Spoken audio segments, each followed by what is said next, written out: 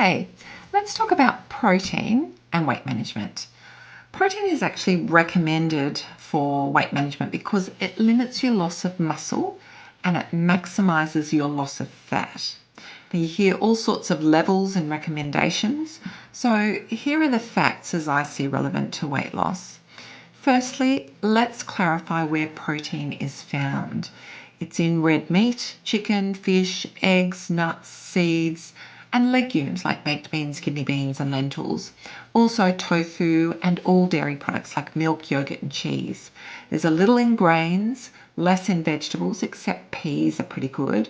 And then it's in protein supplements, often made from whey protein from milk, or from pea protein or soy protein. And you'll find it in protein increased foods like high protein breads or high protein yogurts.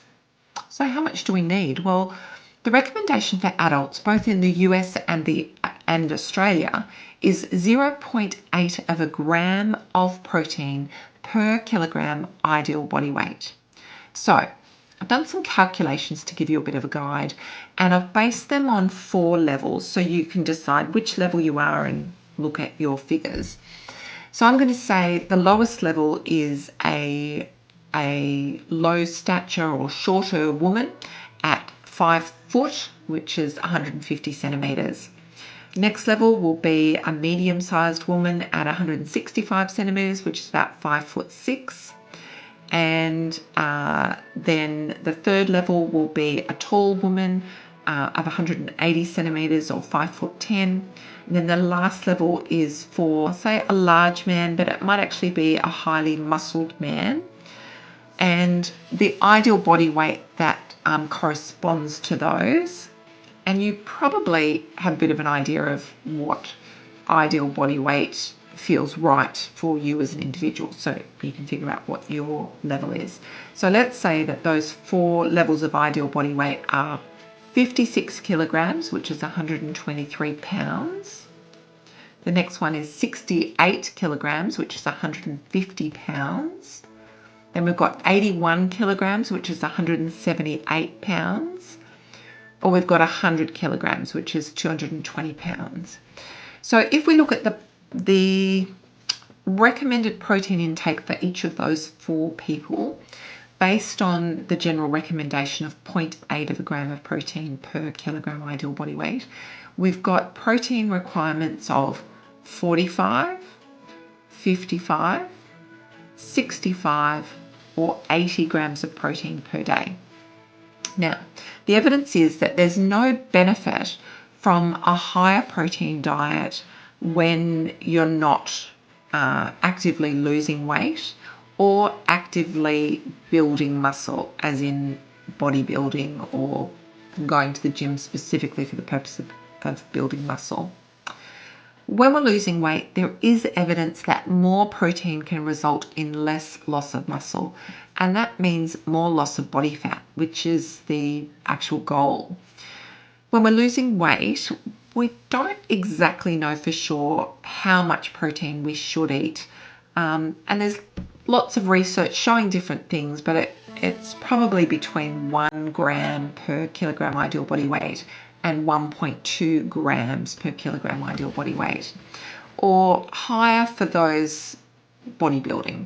So something you need to watch out for is if you're taking recommendations from a personal trainer, they may be thinking bodybuilding, which is likely to give you a lot more than you need, and it may be more than you can absorb, which can cause you problems, which I'll mention in a moment.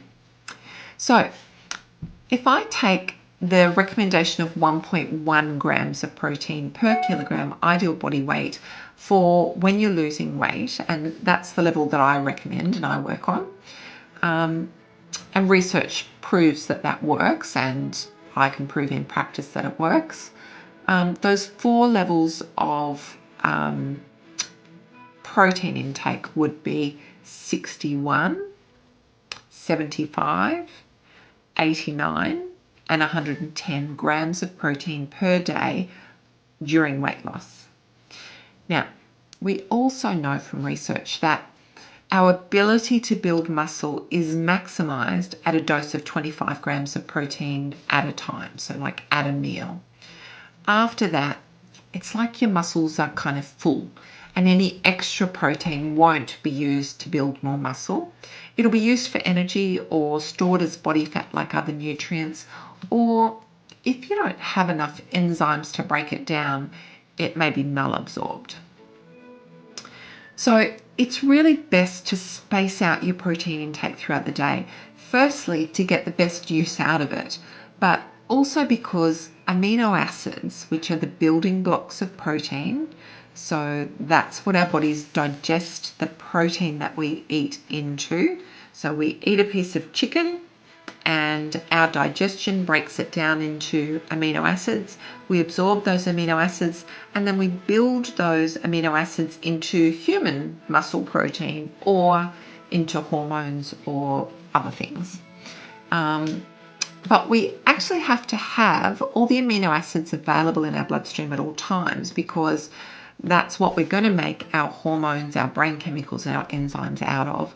So if we don't have those amino acids in our bloodstream, if they haven't come in through our mouths in the form of protein food, we've actually got a good store of them in our muscles. So we just break them down to put those amino acids there.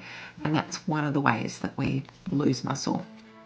So if we wanted to space out that protein and reach those weight loss protein intakes that I referred to before, we'd divide our protein up like this. Now, you can see that some of these go over the 25 gram estimate, but let's talk this through.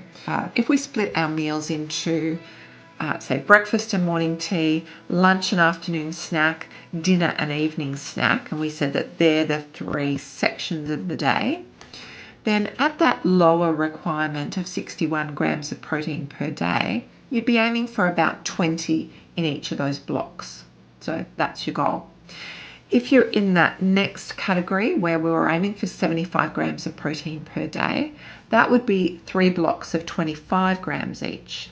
If you're at the 89 gram recommendation, then we'd go for about 30 at each of those blocks.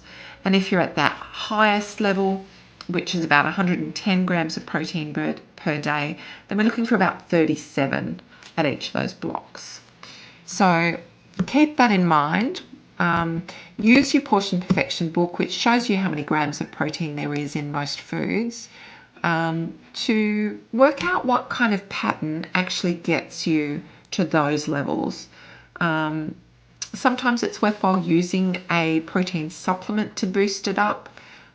In fact, if you've had bariatric surgery, I really recommend that you take in 30 grams of protein by supplement every day, because otherwise it really pushes all your food to be protein, protein, protein, and it leaves you no room for vegetables or fruit, which are also really important for getting good health and a good balance of gut bacteria.